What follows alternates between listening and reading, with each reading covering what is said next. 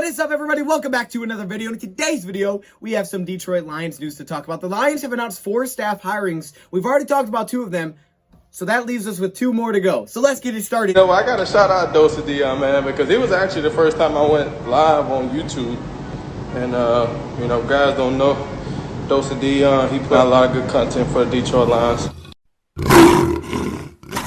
Welcome everybody to another video. Glad you guys are here. And we're back to talk some Detroit Lions. Yeah, we've already talked about 2 of these hirings that the Lions have announced today, but there are 2 that we need to discuss. And they're pretty big roles for the Detroit Lions. At least one of them. One of them is a big role as we filled out our defensive line coach position and our assistant wide receiver coach position. So we'll talk about those 2 guys. But the other 2 that they also announced that we've already discussed is Kelvin Shepard, who's joining as a defensive assistant, the former linebacker. He actually joined the Lions in 2018. He wanted to play with Patricia. We just did a video on today, Brian Duker, who's pretty much getting a promotion, being our defensive assistant now. So those are the 2, guys that we've already talked about. There's videos on both of those. So if you want to know about them, there's videos on both. So I'll just leave it there. I don't want to waste your time and, kind of overlap and talk about the same thing. But there are 2 new hirings that the Lions have made. Todd Wash as the defensive line coach and Seth Ryan, the assistant wide receiver coach. Now, if I'm not mistaken, I don't think we've actually hired our receiver coach.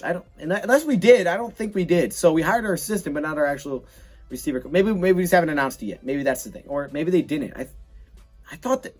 I don't think they did. I don't know. So I did just back check. Okay, I'm not messing up. The Lions have not announced the hiring of a wide receiver coach yet. And I don't know if they actually have hired one yet, but I've heard 2 names they're looking at are Randall L., who is an offensive assistant for the Tampa Bay Buccaneers, and also Hines Ward, the former Steelers wide receiver. That would be pretty cool. Hey, Seth Ryan and Hines Ward? What?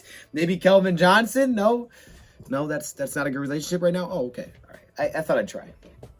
Hey, Burleson. We're going to start off with Todd Wash first because there's a lot to Todd Wash in his background. Not as much, Seth Ryan. No, wait to Seth Ryan. We'll get to it, but we're going to start off with Todd Wash first, who is 52 years of age. He's a former player. He played at North Dakota State University. He went undrafted, and he was with the Houston Oilers for a very short amount of time. He never really saw the field. I'm pretty sure he was just a practice squad player for the Houston Oilers. So he does have that background of being a player. He was a linebacker.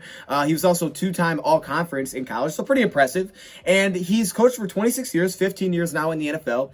He is a former defensive line coach, and then most recently a defensive coordinator for the Jacksonville Jaguars. As a defensive line coach, he worked with Seattle, he worked with Tampa Bay, and he worked with Jacksonville until he's promoted into their defensive coordinator. There are other places that Todd Wash worked before, obviously, he got here in college, like North Dakota State. He worked for his alma mater, things like that. But at the NFL level, one thing that I think is worth noting is that every defensive line that he worked with in the NFL was a 4-3 defense. So you go back to the John Gruden days of Tampa Bay, which obviously John Gruden, that's a really good coach there with Tampa Bay.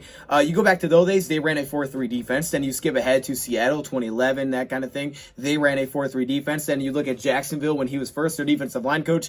They ran a 4-3 defense. Then when he took over as DC, they ran a 4-3 defense with Jacksonville. So it was a 4-3 scheme that he's been a part of. So it makes you think, could that be where the Lions go this offseason? I mean, that's kind of what I'm already thinking because of Eric Glenn, the background in New Orleans. I kind of thought they could go to that, and that'd be kind of their base set. That might be the case once again this year, and he's familiar with that. I'm just saying, I mean, it could be. Maybe it is, maybe it's not. I don't know, but I'm sure there's different techniques and stuff like that because nose tackle versus 2 defensive tackles, there's definitely a difference there. So I thought it was worth noting that he's worked in 4-3 defensive schemes or sets. Obviously, you change and you vary out of that, but I just thought it was worth noting that. I just thought I'd point it out. So, yeah, he's got some defensive line background, which is nice. Now, he's not a former defensive lineman. He's a former linebacker, but, hey, he has experience coaching the defensive line, so it's okay. With Seattle in 2011, they allowed 3.8 yards per carry, and they had 33 sacks as a team. In 2012, they allowed 4.5 yards per carry and had 36 sacks. Not bad. Then you look at Jacksonville, his next stop. In 2013, his first year, they had 31 sacks, but then in the second year, that bumped up to 45 sacks as a team, and in 2015 to 36 sacks. So a little bit of an improvement since the first year that he joined. Just a couple of quick little tidbit notes there, I guess. I don't know why I threw that. Couple little Dippin' Dots. Hey, Dippin' Dots are fire. I haven't those in a long time. I only had those when I'm at a baseball game. We are able to look at how he did as a defensive coordinator. Now, he's not our defensive coordinator, but I do think it's kind of impressive to think that he was a former DC and now he's our defensive line coach. And he was a part of some really big things with Jacksonville, including Saxonville. Y'all remember Saxonville? Like when Jacksonville was like, what the heck is this? Like, remember Jacksonville was in the AFC Championship game? It was like, who is this? Wow. I mean, it's so crazy how fast that just kind of like fell flat because now they're just like, oh, hey, we're the worst team in the league again. They went from Saxonville and a couple years later, they're the worst team in the league. Like they had that peak. I mean, that's the definition of a peak. They went from boom. Baba Booey. and then they fell back down to earth. But he was part of that as their defense coordinator, so he deserves a lot of credit. So I just realized there was like light shining directly in the camera. I'm pretty sure I just fixed it. I'm not sure. But let's take a look at the stats here as when he was the defense coordinator with the Jacksonville Jaguars, and take a look at the building of Saxonville, and also kind of the fall off, I guess. So in 2015, you see the stats. That's before he got there. 97.2 pass rating, 3.7 yards per carry, which is good, but 28 points per game. Okay, there's a reason they went a different route with their defensive coordinator. Now, the passer rating allowed, not the best, so the passing defense struggled, but the run defense was pretty solid. But the first year he gets there, look at the passer rating, 88.5. That's a pretty nice improvement. 3.8 yards per carry, which is basically the exact same, but their points per game, that also improved to 25 points per game. 2017, this was the year for Jacksonville. This was the Saxonville year, baby. 68.5 pass rating. I believe that was first in the league. 4.3 yards per carry. Not bad. Pretty about average, but 16.8 points per game.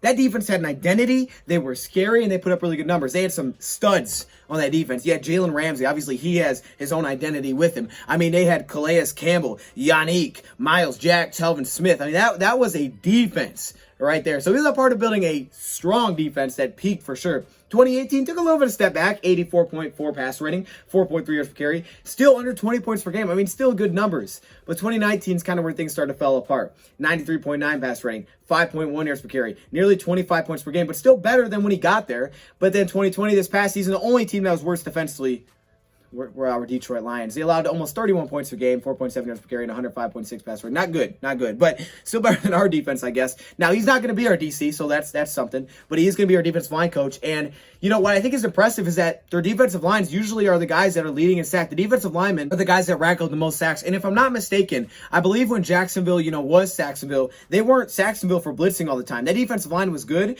Their back end was really good in coverage, and they had some really good guys at getting after the quarterback. And it's not like the Lions have completely just not focused on the D-line. I mean, it doesn't seem like it, but they have put a lot of assets toward it. I mean, you brought in John Pennicini, Jay Sean Cornell, you traded for Everson Griffin, you signed Trey Flowers, Nick Williams this past year, Danny Shelton. Like, they've brought in names that just hasn't completely come together. Romeo Okora has stepped up big time, so they helped develop him. So there's names here for, him to come in and help work with, Julian Okora. They just really got to stay healthy. Now, there are pieces they could add to this, and I think they definitely could if they wanted to, and I would have no issues with that. I'd actually think it's a good thing to obviously add more pieces to this. But depending on where the scheme goes, if it goes to a 4-3, Danny Shelton may not fit as well. You can see definitely some changes. Nick Williams may not be here next year. He may get cut. Shelton could get cut. Everson looks like he's going to Minnesota. So there's going to be things that need to be filled. But Flowers and Romeo, assuming Romeo gets brought back, you got a nice pair there, and then you got some young guys to work with Cornell and John Pennicini. When you look at his time with Jacksonville, I mean, look, he worked with some really good names. Malik Jackson, Calais Campbell, Josh Allen, Caleb and Chasen, who they drafted, Yannick. Like, those guys were the dudes that led in sacks, and they were defensive linemen. They led the team in sacks. So it was impressive what they were able to do. And you're probably like, well, why did Saxonville fall off? Well, I think a lot of it had to do with the personnel. I saw this thing, and it's kind of sad, is that there's only 2 players on that roster defensively that were there in 2017. Only 2 defensive players. That's it. Avery Jones and Miles Jack. That's it. They lost a lot of their pieces, and they fell off because of that. So definitely has some good connections, and he must know what kind of pieces he wants on the defense. Now it's just, can we get those? Can we get those guys here? But it seems like a pretty strong resume. I mean, I got to be honest, it seems like a pretty strong resume that he's had. And I think with Jacksonville, to put them, even if they fell off, to get them that peak that they had, from 13-3 to 10-6 the very next season, it's pretty impressive. It's pretty impressive they were able to do. Get to an AFC Championship, and the defense was kind of leading the way. It's impressive. So you got to give him a lot of credit. I think this is another strong hiring to get a guy that was a DC, that had the peak that he did, to bring him as our defensive line coach, former player as well. I think it's cool. Now, the other hiring we made was our assistant wide receiver coach, but this is Seth Ryan. Now, Seth Ryan's interesting. He's only 26 years old. Put that perspective, he's Jared Goff's age. So I'm like, dang, that's pretty awesome. But he's also a former player. He played for Clemson when they beat Alabama in the national championship. Like, okay, Seth, I see you. Let me look at them stats then.